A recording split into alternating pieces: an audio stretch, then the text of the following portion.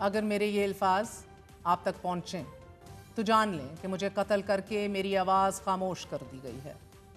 میں نے دکھ کو اس کی ہر شکل میں جیا ہے، درد کو بھارہا چکھا ہے، لیکن کبھی سچ بولنے میں ہچکچاہٹ یا خوف محسوس نہیں کیا، نہ اسے بگاڑا نہ چھپایا، تاکہ اللہ ان لوگوں کے خلاف گواہ بنے کہ جو خاموش رہے، جنہوں نے ہمارے قتل کو قبول کیا، جو ہماری سانسیں گھونٹتے رہے، جن کے دل ہماری عورتوں اور بچوں کی کٹی پھٹی لاشیں دیکھ کر بھی نہ پگھلے، اور جنہوں نے اس قتل عام کو روکنے کے لیے کچھ نہ کیا۔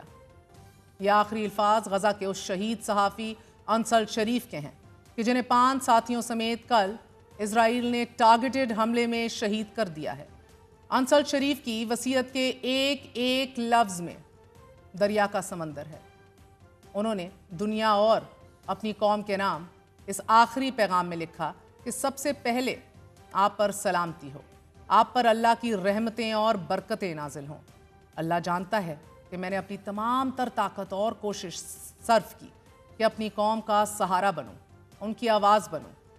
جب سے میں نے جبالیہ کے پناہ گزین کیمپ کی گلیوں میں آنکھ کھولی، مجھے امید تھی کہ اللہ مجھے اتنی مہلت ضرور دے گا کہ میں اپنی فیملی اور پیاروں کے ساتھ اپنے آبائی شہر مقبوضہ اسقلان واپس لوٹ سکوں، مگر اللہ کی مرضی مقدم ہے اور اس کا فیصلہ حتمی۔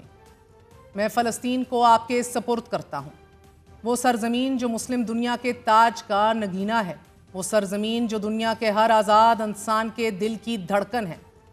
میں اس کے لوگوں کے آپ کو سپرد کرتا ہوں، ان معصوم اور مظلوم بچوں کو آپ کے سپرد کرتا ہوں جو کبھی خواب دیکھنے یا پرامن زندگی گزارنے کا موقع نہ پا سکے، جن کے پاکیزہ جسم ہزاروں ٹن اسرائیلی بموں اور میزائلوں تلے رون دیے گئے اور جن کے اعضاء دیواروں پر بکھر گئے۔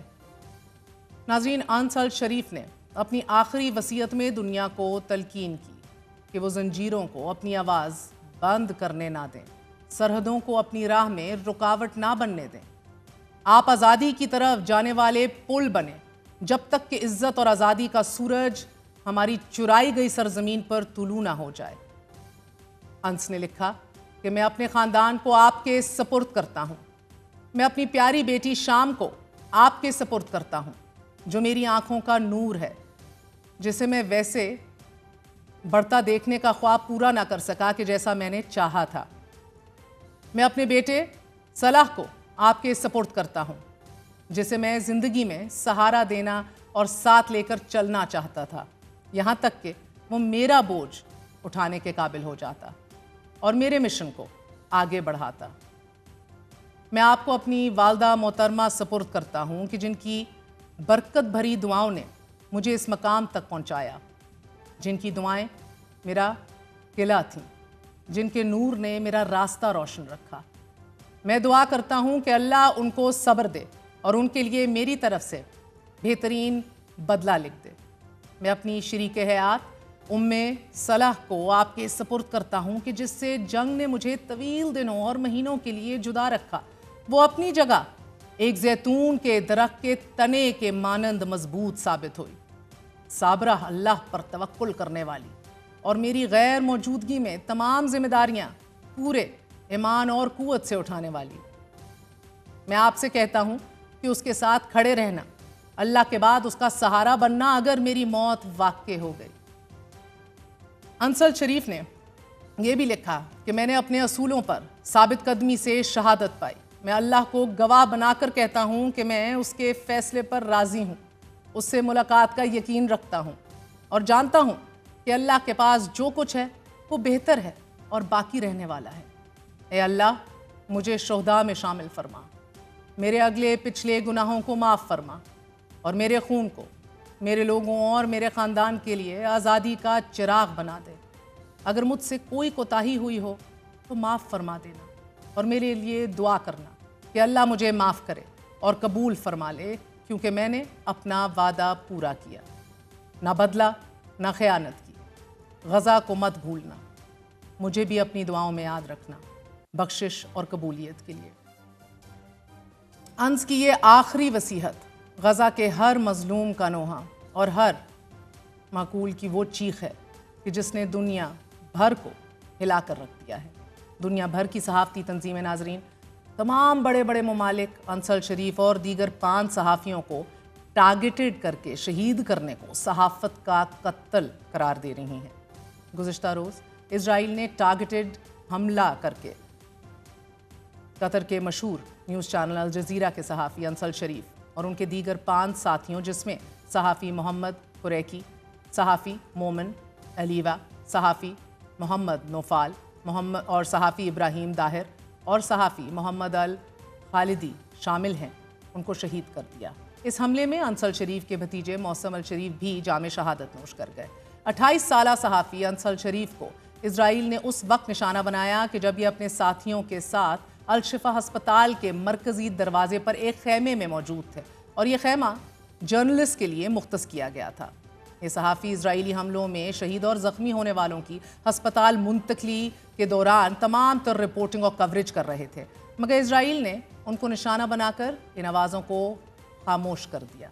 सहाफ़ी अंसल शरीफ जुर्रतमंदाना रिपोर्टिंग के लिए मशहूर थे। उन्होंने गुज़िश्ता साल अक्टूबर से शुमाली गज़ा के इलाकों में इजराइली बमबारी के दौरान भी मुसलसल रिपोर्टिंग जारी रखी। ख़तरात में घिरकर अंसल शरीफ ने दुनिया तक सच पहुँचाने की अपनी पूरी कोशिश की और उनके पेशावराना अमूर में उस वक्त और भी जज्बा उमड़ आया कि जब गुज़िश्ता बरसी दिसंबर में उनके वालिद इजराइली हमले में शहीद हो गए थे। गज़ा के ये बहादुर बेटा और जबालिया का ये निडर सहाफ़ी गुज़िश्ता 673 दिनों से इजराइल के मुसलसल हमलों के बावजूद खौफज़दा नहीं हुआ। गज़ा पर कब्ज़े और फ़लस्तीनियों की नस्लकुशी की हकीकी तस्वीर, live coverage of A genocide दुनिया के सामने लाता रहा। अंस के 2 फूल जैसे बच्चे भी पेशावराना अमूर की अंजाम दही में उसके पाँव की बेड़ियां ना बने। हालत जंग में होने की वजह से अंस अपने 2 मासूम बच्चों से बहुत कम ही मिल पाता था। नाज़रीन, सोशल मीडिया पर अंस की कुछ अरसे पहले की एक वीडियो कि जिसमें वो अपनी छोटी सी बच्ची शाम से जज्बाती अंदाज में मिल रहे हैं और बच्ची अपने वालिद से लिपट कर उसे चूम रही है, अभी ये वीडियो वायरल हुई है, शहादत के बाद वायरल हुई है और इस वीडियो ने पूरी दुनिया में दर्द दिल रखने वालों को झंझोड़ दिया। इसी नौयत की एक और वीडियो में अंसल शरीफ अपनी बच्ची शाम से गज़ा छोड़कर कतर, मिस्र या फिर टर्की जाने का पूछ रहे हैं और बच्ची गज़ा छोड़ने के लिए तैयार ही नहीं दिखाई दे रही। ये फ़लस्तीन की नन्ही बच्ची है। गज़ा के बच्चे क़यामत ख़ेज़ इस ज़िंदगी में भी अपनी सरज़मीन को छोड़ने को तैयार नहीं, कोई एक बच्चा नहीं, और ज़ालिम और जाबिर इजराइल इस कौम को गज़ा छोड़ने पर मजबूर कर रहा है। नाज़रीन, अंसल शरीफ को ये यकीन पहले से ही था कि इजराइल उसे निशाना बनाएगा, मगर उसने अपनी कौम के अजीम मकसद के लिए अपनी जान हथेली पर रखी और शहादत की आरजू लिए मैदान कारज़ार से दुनिया को सच दिखाता रहा। ये पहला मौका नहीं है कि इजराइल ने गज़ा में सहाफ़ियों को जानबूझकर निशाना बनाया हो। इजराइल अब तक 270 सहाफ़ियों और मीडिया वर्कर्स को शहीद कर चुका है। सहाफ़ियों के तहफ़्फ़ुज़ की कमेटी के मुताबिक गज़ा जंग के दौरान कम अज़ कम 238 सहाफ़ियों को शहीद कर दिया गया है। साल 2023 में भी 99 सहाफ़ी जाम शहादत नोश कर गए और इनमें 77 सहाफ़ियों को फ़कत गज़ा में शहीद किया गया। गज़ा में इजराइली मज़ालिम का पर्दा चाक करने वाले तमाम सहाफ़ियों को इजराइल ने एक एक करके शहीद किया है। अंसल शरीफ का शुमार भी उन सहाफ़ियों में होता था कि जिन्होंने इजराइली बर्बरियत को पूरी दुनिया के सामने अयां कर दिया, पल पल पूरी दुनिया को लाइव जेनोसाइड की कवरेज दी। गज़ा पर मोहलक इजराइली हमलों में 41 फ़लस्तीनियों समेत अल जज़ीरा के 6 सहाफ़ी शहीद हो गए हैं। नाज़रीन, दुनिया भर से सहाफ़ियों के कत्ल पर इजराइल की शदीद मज़म्मत की जा रही है। आज सुबह इजराइली हमलों में एक ही ख़ानदान के 8 अफराद के जिनमें 6 मासूम बच्चे शामिल हैं शहीद कर दिए गए। ऑस्ट्रेलिया की यहूदी काउंसिल और ह्यूमन राइट्स वॉच का गज़ा में फ़लस्तीनियों की नस्लकुशी रोकने का मुतालबा। अक़वाम मुत्तहिदा की सलामती काउंसिल का इजराइल के गज़ा पर कब्ज़े का मंसूबा फौरी वापस लेने का मुतालबा। और फिर ऑस्ट्रेलिया और न्यूजीलैंड ने भी अगले माह फ़लस्तीन को तस्लीम करने का ऐलान कर दिया है। दुनिया भर से इजराइली मज़ालिम के खिलाफ आवाज़ें उठ रही हैं, आलमी रहनुमा और इदारों के दबाव के बावजूद, मगर इजराइल के जुल्म और बर्बरियत का सिलसिला थमने में नहीं आ रहा। Nobody can rain in this evil. गज़ा में किसी को अमान नहीं, जिंदगी अमन की भीख मांग रही है, लेकिन इजराइल ने फ़लस्तीन के 20 लाख अफराद को एक ऐसी इज्तमाई कब्र में डाल दिया है कि जहां ना खुराक है, ना पानी है, ना ही अद्वियात हैं, ना ही जिंदगियों को जला बख्शने वाली कोई भी फैसिलिटी या सहूलत बाकी है। गज़ा 20 लाख जिंदा इंसानों का इज्तमाई कब्रिस्तान बन चुका है। गज़ा की सरहदों पर खुराक से भरे हजारों कंटेनर्स खड़े हैं, مگر اسرائیل انہیں غزہ میں داخلے کی اجازت ہی نہیں دے رہا۔ ہسپتالوں میں زخمی کہ جن میں اکثریت خواتین اور بچوں کی ہے وہ دوائیاں نہ ملنے کی وجہ سے موت کے منہ میں جا رہے ہیں، تو پناہ گزین کیمپوں میں بھوک اور قحط موت بن کر نازل ہے۔ غزہ کی تمام تر صورتحال لائیو کوریج ہے، and yet the world is just a silent spectator۔ Gaza کی کمی نے ہنستے کھیلتے بچوں کو ہڈیوں کا ڈھانچہ بنا کر پیش کر دیا ہے۔ اور ابھی جو میں آپ سے مخاطب ہوں، نان سٹاپ کارپٹ بومنگ جاری ہے پورے کے پورے شہر میں۔ بھوکے پیاسے فلسطینیوں پر آج بھی اسرائیلی فورسز نے براہ راست فائرنگ کر کے 6 فلسطینیوں کو شہید کر دیا ہے۔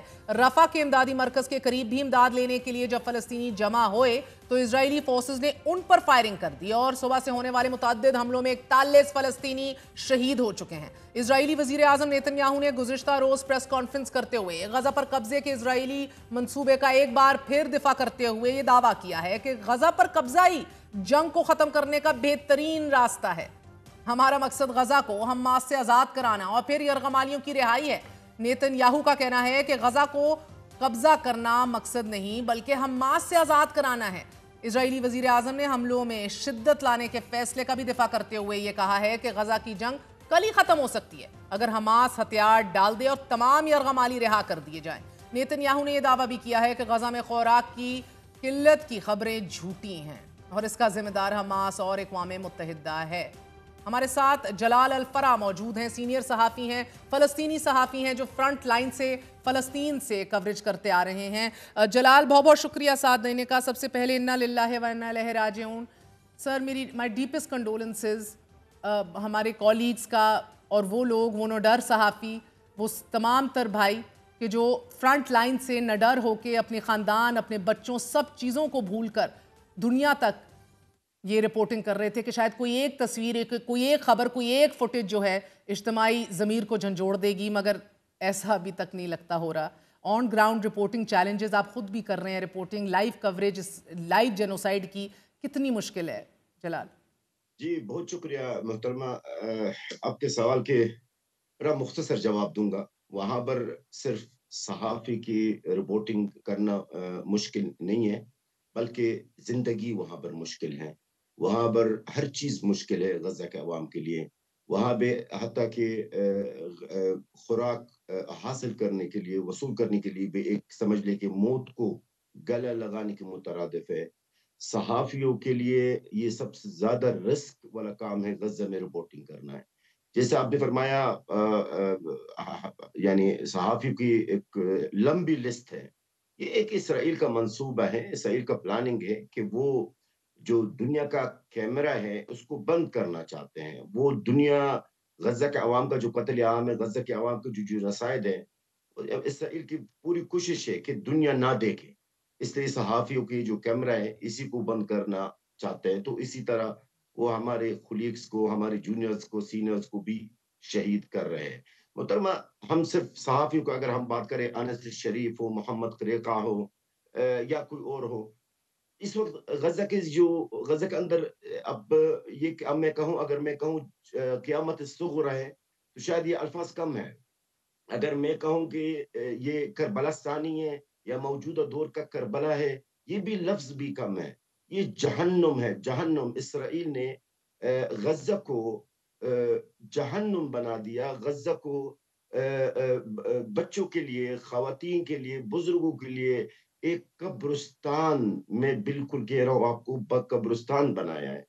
غزہ کے عوام کے اوپر طرح طرح کی موت مسلط، میری عوام کے اوپر، میری قوم کے اوپر انہوں نے طرح طرح کی موت مسلط کیا ہے۔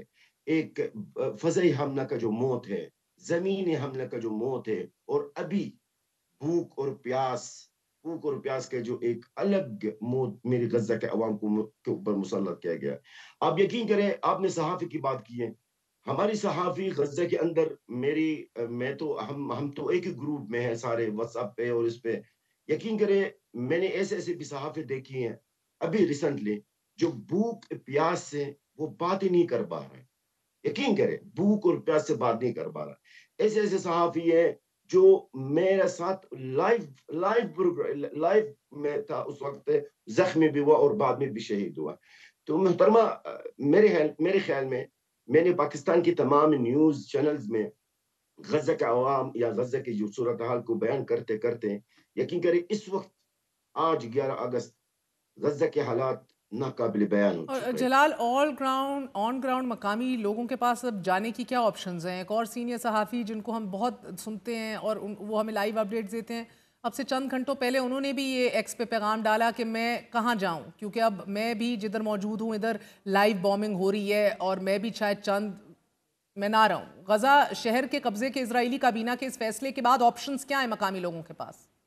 اسرائیل کا جو پلاننگ ہے جو پرسوں ان کی کیبنٹ میں انہوں نے قرارداد منظور ہوا کہ غزہ سٹی پر کنٹرول کرنے کی قبضہ کرنے کی۔ اب تھوڑا سا ایک چیز کریکشن کر دو، جو کنٹرول کرنے کی جو باتیں ہو رہی ہے اسرائیل کے اندر اور جس کی منظوری ہوئی ہے وہ غزہ سٹی کے اوپر ہے، پورا غزہ کی پٹی پر نہیں ہے، کیونکہ ہم تو میڈیا میں غزہ غزہ کا نام لیتے، لیکن غزہ شہر۔ ایک تو غزہ کا سٹی ہے، لیکن غزہ کے علاوہ اور بھی شہر ہے، سٹیز ہے، جیسے دیر البلح، جیسے انصرات، جیسے خان یونس، رفح، البریج، الگرارہ۔ تو اسرائیل کی جو منصوبہ اس وقت غزہ سٹی کے اوپر، غزہ کے سٹی کے اوپر قبضہ کرنے کی، کنٹرول کرنے کی، اور جو غزہ کے سٹی کے رہنے والے لوگوں کو ان کو جنوب کی طرف دھکیلنے کی ان کا ارادہ ہے۔ جنوب کا مراد خان یونس اور رفح، خان یونس اور رفح یہ وہ ہے جو مصر کے بارڈر کے قریب ہے۔ تو غزہ کے عوام کے پاس آپشن دو ہے محترمہ، آپ نے ابھی بھی ذکر کیا ہے امداد حاصل کرنے کی جو بات آپ نے میرے خیال ذکر بھی کیا، غزہ کے عوام کے پاس آپشن دو ہے رہ گئے، یا پھر وہ شہید ہو جائے یا پھر وہ ہجرت کرنا بھی مجبور ہو جائے، اور اسرائیل کی بھی کوشش یہی ہے۔ اسرائیل کی 22 مہینہ سے ان کی کوشش یہی ہے، ایک تو قتل عام جتنا زیادہ ہو سکے، یا پھر فلسطینی جو وہاں پر ہے وہ ہجرت بھی مجبور ہو جائے۔ لیکن مصر رکاوٹ بنا ہوا، اس بات کو اس تسلیم تو کرنا ہوگا کہ مصر نے اپنا بارڈر بند کیا ہوا ہے تاکہ کوئی فلسطینی وہاں سے نہ نکلے۔ تو منصوبہ محترمہ، اگر میں آج کی بات کروں یا کل کی بات کروں، بدقسمتی سے جو میں نے پیشگوئی کی ہے پاک میڈیا میں، وہ سارے میری پیشگوئی درست ثابت ہوئی ہے۔ اسرائیل کی پوری کوشش محترمہ اس وقت گریٹر اسرائیل کی طرف ہے۔ یہ ابھی غزہ صرف شروعات ہے، غزہ سٹی پر کنٹرول کرنا یا غزہ کے قتل عام ہے، یہ ایک وہ شروعات ہے جو گریٹر اسرائیل کی طرف لے کے جا رہا ہے، جس کا نام ابراہم اکارڈ۔ میں آپ کو ابراہیم بہت دور اکارڈ، لے کے جی۔ جا رہا ہوں، لیکن ہر چیز ایک دوسرے سے منسلک ہے۔ ابراہم اکارڈ جو نام لیا جا رہا ہے، معاہدہ ہے، یہ وہ ابراہم اکارڈ نہیں ہے جو لوگ سمجھتے ہیں، یہ وہ ہے گریٹر اسرائیل کا شروعات ہے، گریٹر اسرائیل کا اکارڈ ہے جس کا شروعات انہوں نے غزہ سے کی ہے۔ غزہ کے عوام پر اللہ رحم کرے محترمہ، اس سے زیادہ جلال، حماس کے پاس یرغمالیوں کو بنیاد بنا کر جو اقدام جسٹیفائی کیے جا رہے ہیں، اب شہر کا بھی پورا کنٹرول، اور آج نیتن یاہو کا بھی پچھلی پریس کانفرنس میں کہنا ہے تو کل ختم کر دوں گا جنگ، بس لے ڈاؤن کر دے حماس اپنے آرمز، یرغمالیوں والی بات، مقامی لوگ کیا کہہ رہے ہیں اس حوالے سے؟ سب سے پہلے بات میں بڑے شوکنگ بات آپ کو بتا دوں، ہاں۔ اسرائیل کو اپنا قیدیوں کا کوئی، ان کے جو مغوی ہے یا یرغمالی ہے جو حماس کی قبضہ میں ہے، اسرائیل کو ان کا فکر نہیں ہے، یہ صرف ڈرامہ ہے اور کچھ بھی نہیں ہے۔ اور سب سے بڑا ثبوت آپ کو بتا دوں، آج یہ بات سن کے اور آپ کے ناظرین یہ بات سن کے حیران ہو جائیں گے، کیونکہ ہم غزہ کے لوگ ہیں، میں خود خان یونس کا ہوں، خان یونس شہر کا ہوں، جس کے خاندان میں سے 312 لوگ شہید ہوئے، ہم سے زیادہ میرے خیال میں کوئی نہیں جانتا۔ اسرائیل کے پاس ان مغویوں کو رہائی کرنے کے لیے ایک بہترین راستہ تھا، لیکن انہوں نے اس راستے کو انہوں نے استعمال نہیں کیا۔ وہ کیا ہے؟ آپ کو شاید یاد ہوگا، جب انہوں نے یحییٰ سنوار جو آخر میں حماس کا چیئرمین تھا، ان کو شہید جو انہوں نے کیا ہے، یہ سب سے بڑا منہ بولتا ثبوت ہے کہ اسرائیل مغویوں کو صرف بہانہ بنا رہے ہیں تاکہ جنگ جاری رہے۔ کیوں؟ کیونکہ یحییٰ سنوار کو اگر اس وقت یہ شہید نہ کرتے ہیں اور یحییٰ سنوار کو گرفتار کر لیتے ہیں تو حماس مغویوں کو رہائی کر دیتے ہیں۔ یہ سن کے آپ کو حیرت ہوگی، آپ کے ناظرین کو بھی۔ اسرائیل کو بہانہ چاہیے مغویوں کو، کہ تاکہ جنگ جاری رہے.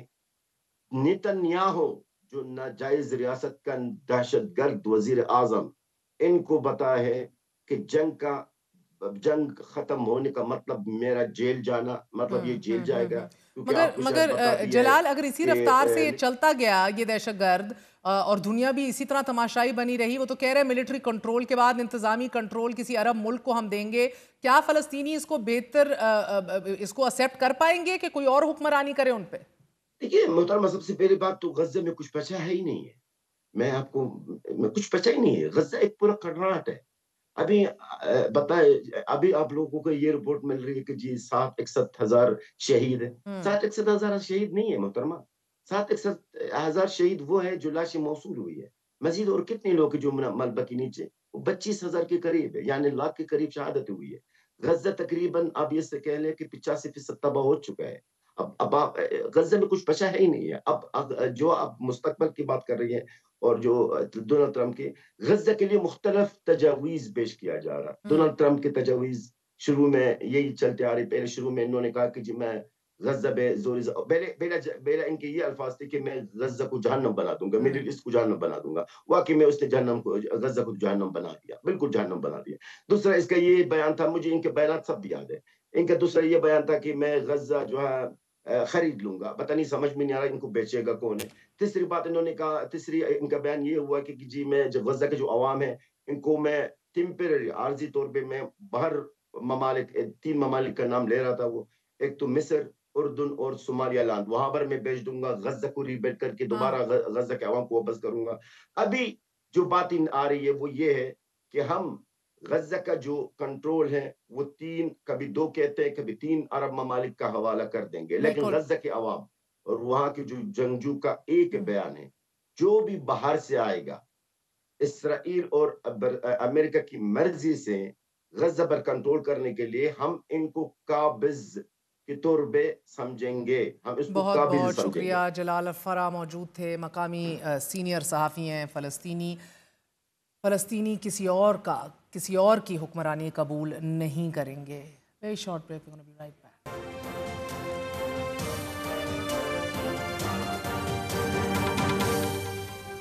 راہل گاندھی کی جانب سے 5 دن قبل الیکشن فراڈ سے متعلق پریس کانفرنس، اور پھر اس پریس کانفرنس میں لگائے گئے الزامات کو لے کر ہندوستان میں اس وقت ایک بھوچال جاری ہے.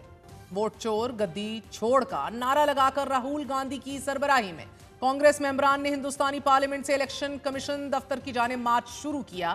تو راہل گاندھی کے الزامات کا جواب دینے کی بجائے آج مودی سرکار نے ہندوستان کی سب سے بڑی اپوزیشن جماعت کانگریس کے لوک سبھا میں اپوزیشن لیڈر راہل گاندھی اور ان کی بہن پرینکا گاندھی کو پہلے گرفتار اور پھر کچھ دیر بعد رہا کر دیا. 300 اپوزیشن اراکین کے ہمراہ پارلیمنٹ ہاؤس سے الیکشن کمیشن کی جانب مارچ کرنے والے راہل گاندھی نے کہا کہ یہ سیاسی نہیں بلکہ آئین کو بچانے کی لڑائی ہے. یہ لڑائی ایک آدمی ایک ووٹ کے لیے ہے. راہل گاندھی نے نریندر مودی کے خلاف اپنی تحریک کو تیز کر دیا ہے. پریس کانفرنس کے ساتھ ساتھ کانگریس نے ووٹ چوری سے متعلق ایک ویب سائٹ بھی بنائی ہے کہ جس پر الیکشن دھاندلی اور فراڈ سے متعلق ثبوت اپلوڈ کیے گئے ہیں. راہل گاندھی کی طرف سے الیکشن دھاندلی پر پریس کانفرنس کرنے کے بعد بی جے پی اور کانگریس ممبران ایک دوسرے کے سامنے آ گئے. دونوں جانب سے ایک دوسرے پر الزامات کی بھوچاڑ کر دی گئی. مگر یہاں دلچسپ بات یہ ہے کہ یہ پہلا موقع نہیں کہ جب مودی سرکار کی جیت پر سوال اٹھایا گیا ہو. اس سے قبل نیو دہلی کی عام آدمی پارٹی کے سربراہ اروند کیجریوال نے بھی مودی سرکار پر ووٹ چوری کا الزام عائد کیا تھا. اروند کیجریوال نے کہا تھا کہ نیو دہلی اسمبلی الیکشن میں مودی سرکار دھاندلی کر رہی ہے اور ووٹرز کے ووٹ خارج کیے جا رہے ہیں. نیو دہلی الیکشن کے علاوہ مہاراشٹرا اسمبلی الیکشن سے قبل بھی مودی سرکار نے ووٹ چوری بھی کیے اور پھر ووٹرز کے نام الیکشن کمیشن کے ساتھ مل کر خارج بھی. مودی سرکار نے ہندوستانی ریاستوں میں ہونے والے الیکشنز میں بھرپور دھاندلی کی ہے اور وہ بھی الیکشن کمیشن کی مدد سے. یہی وجہ ہے ناظرین کہ نریندر مودی کی بی جے پی حکومت مسلسل الیکشن کمیشن کا سربراہ اپنا بندہ لگا رہی ہے. 2014 میں مودی کی حکومت سے قبل صرف ایک الیکشن کمشنر آف انڈیا نے اپنے عہدے سے استعفیٰ دیا تھا. مگر مودی سرکار کے گزشتہ 4 سالوں میں 2 الیکشن کمشنرز آف انڈیا اپنے عہدوں سے مستعفی ہوئے. گزشتہ سال لوک سبھا الیکشن سے فقط 1 ماہ قبل استعفیٰ دے دیا گیا. حالانکہ ارون گوئل کو نریندر مودی نے خود الیکشن کمشنر آف انڈیا تعینات کیا تھا، کیونکہ جو کمیٹی ہندوستان میں الیکشن کمشنر تعینات کرتی ہے इस कमेटी के 3 मेंबरान में से एक वजीर आजम मोदी खुद, दूसरा वजीर आजम मोदी की जानिब से मुंतखब किया गया, एक यूनियन मिनिस्टर और एक ऑपोजिशन लीडर या फिर लोकसभा में सबसे ज्यादा वोट्स लेने वाली जमात का सरबरा, यानी कि 3 मेंबरान कमेटी में से 2 वोट तो मोदी के अपने और इलेक्शन कमिश्नर ऑफ इंडिया तैनात। यह कमेटी भी माइंड यू मोदी सरकार ने इलेक्शन कमीशन बिल मंजूर करवा कर बनाई थी। यह है हिंदुस्तानी जमहूरियत की कुल हैसियत। कहानी यहां ही खत्म नहीं होती, क्योंकि वही इलेक्शन कमिश्नर ऑफ इंडिया हैं कि जिन्होंने बंगाल इलेक्शन के फौरी बाद इस्तीफा दिया और उनका इस्तीफा फौरी तौर पर कबूल भी कर लिया गया। भारतीय मीडिया के मुताबिक बंगाल इलेक्शन में कोई गड़बड़ हुई थी, जिसकी वजह से अरुण गोयल ने इस्तीफा दिया था। अरुण गोयल से कबल 2020 में भारतीय इलेक्शन कमिश्नर अशोक लवास्का ने यह कहकर इस्तीफा दे दिया था कि 2019 इलेक्शंस में क्लीन चिट नहीं दी जा सकती, क्योंकि लोकसभा इलेक्शन में इलेक्टरल प्रोसेस में बेजाब्तगियां हुई हैं कि जिनकी जवाबदेही वजीर आजम मोदी और अमित शाह से की जानी चाहिए। इलेक्शन कमिश्नर के साथ साथ इलेक्शन कमीशन में इस्तेमाल होने वाली वोटिंग मशीन से मुतल्लिक बहस शुरू हो गई थी और यह कहा गया था कि बीजेपी हुकूमत ने ईवीएम हैक किए हैं, 20 लाख से ज्यादा ईवीएम मशीन्स चोरी हो गई हैं और साथ ही वोटों की पेपर ट्रेल्स भी मौजूए बहस आई थी। नाज़रीन, तब कहा गया था कि इलेक्शन कमीशन जो ईवीएम इस्तेमाल कर रहा है वो तो ठीक है, मगर वीवीपैट मशीन यानी कि voter verifiable paper audit trail से पर्ची प्रिंट होकर पेपर ट्रेल नहीं बना रही और बैलेट बॉक्स में वोट प्रिंट होकर नहीं जा रहा। मोदी सरकार और इलेक्शन कमीशन से सवाल पूछे जा रहे हैं, मगर नरेंद्र मोदी की पूरी तवज्जो इन सवालात से पीछा छुड़ाने की है। और इन्हीं सवालों के बीच हिंदुस्तान एयरफोर्स के सरबराह ने पाक हिंदुस्तान जंग के 3 माह बाद एक मजायका खेज दावा कर दिया है।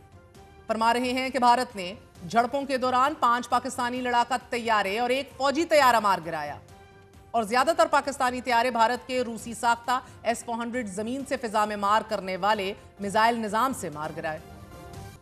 हिंदुस्तानी एयर चीफ के बयान के बाद हिंदुस्तान के अपने अंदर से उनके दावों पर सवालात खड़े हो रहे हैं। पूछा जा रहा है कि इतने बड़े दावों के लिए कोई सबूत, कोई एविडेंस तो सामने रखिए। भारत की सबसे बड़ी जमात कांग्रेस के मेंबरान भी सवाल पूछ रहे हैं कि अगर पाकिस्तान के खिलाफ इतनी कामयाबियां हासिल हो रही थीं तो फिर जंग क्यों रोक दी गई।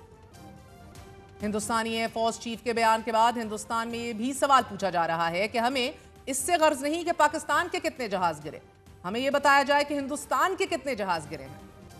कांग्रेस पार्टी और ऑपोजिशन जमातों का कहना है कि हिंदुस्तानी एयर चीफ एक ऐसे वक्त में बयान क्यों दे रहा है कि जब राहुल गांधी इलेक्शन धांधली पर प्रेस कॉन्फ्रेंस करता है। साथ ही यह भी कहा जा रहा है कि एयर चीफ का बयान फौज को तकसीम करने के मुतरादिफ है। मोदी सरकार ने एयरफोर्स और आर्मी चीफ को आमने सामने ला खड़ा किया है। हिंदुस्तान जमातों और मोदी सरकार के आपस के इलेक्शन झगड़े से हटकर अगर हिंदुस्तानी फोर्सेस के अपने दावों को देख लिया जाए नाजरीन, तो उनमें भी वाज़े तजाद और वक्त के साथ साथ तब्दीली दिख रही है। पाकिस्तान के हाथों बदतरीन शिकस्त के बाद अब भारत ने पाकिस्तानी सफारतकारों को हरासा करने का सिलसिला भी शुरू कर दिया है। सफारती ज़राए के मुताबिक न्यू दिल्ली में पाकिस्तानी डिप्लोमेट्स के गैस और इंटरनेट समेत दीगर सहूलियात रोक दी गई हैं। 4 से 5 सफारतकारों को घर खाली करने का हुक्म भी जारी कर दिया गया है।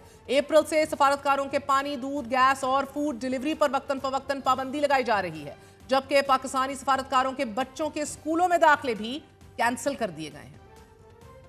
आज के लिए इतना ही। गुड नाइट, अल्लाह हाफिज।